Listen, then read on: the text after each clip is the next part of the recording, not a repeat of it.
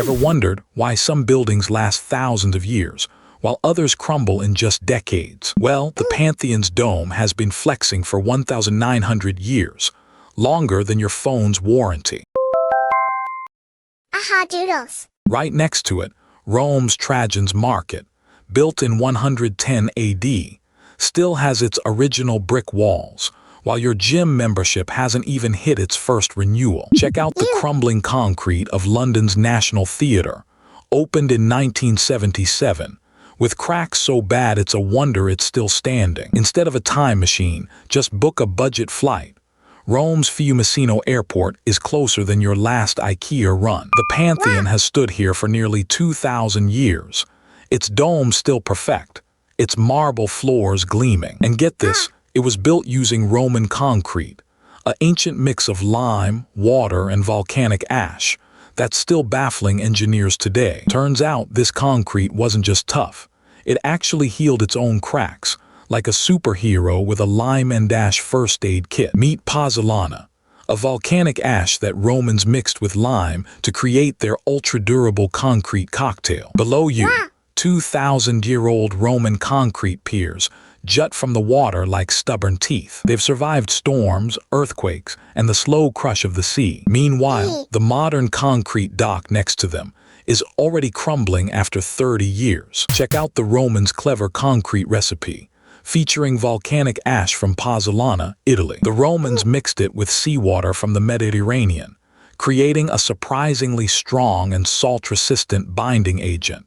Pretty cool for 2,000 years ago. They discovered this combo at Pozzuoli, near Naples, where seawater infused the volcanic ash with extra bonding power. Over time, the seawater reacts with the ash, forming crystals that actually make the concrete stronger. Consider Rome's Pantheon, built with a similar mix, still standing tall after nearly 2,000 years. Roman engineers even added special volcanic ash from places like Pozzuoli to boost durability. Inside every modern building, there's a skeleton of steel, rebar, the metal bones holding it up. And steel hates water.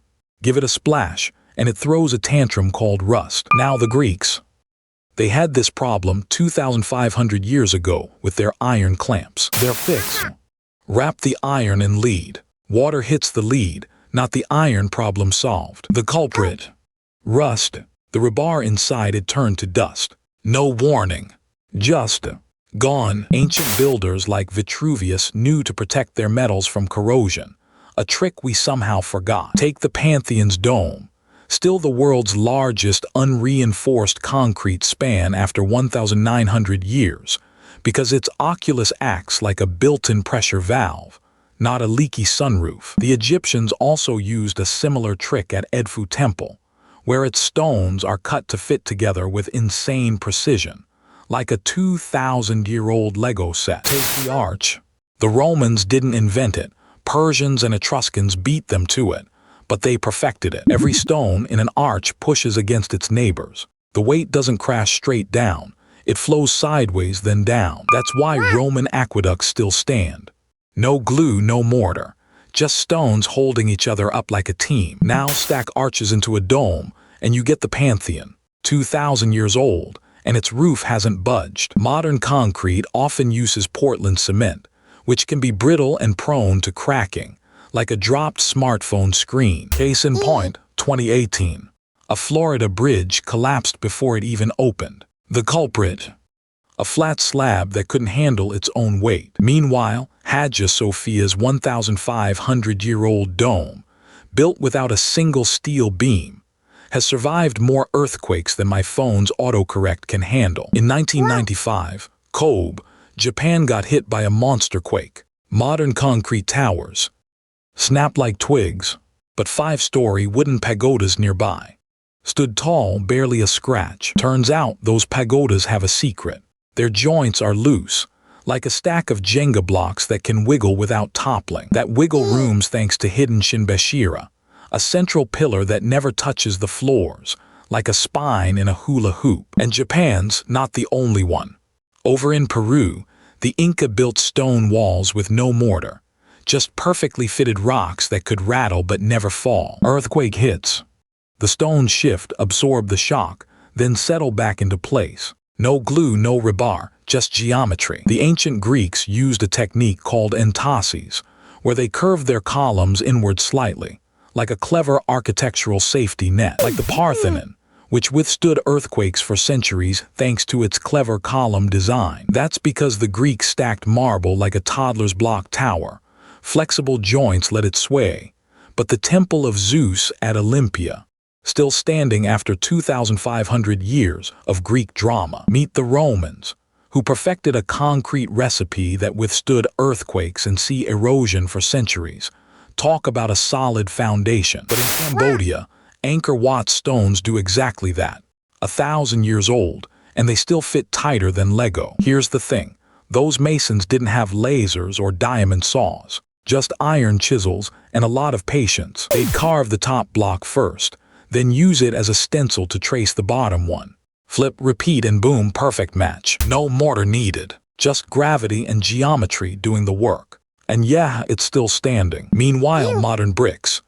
We slap on weak cement like it's a band-aid for uneven edges. Consider the Pantheon in Rome, where 2,000-year-old concrete still stands strong, outlasting many modern structures. The ancient Greeks and Romans actually used a special kind of concrete called opus cementitium, which was way ahead of its time. Consider the Colosseum. Its concrete mixture has withstood earthquakes for centuries.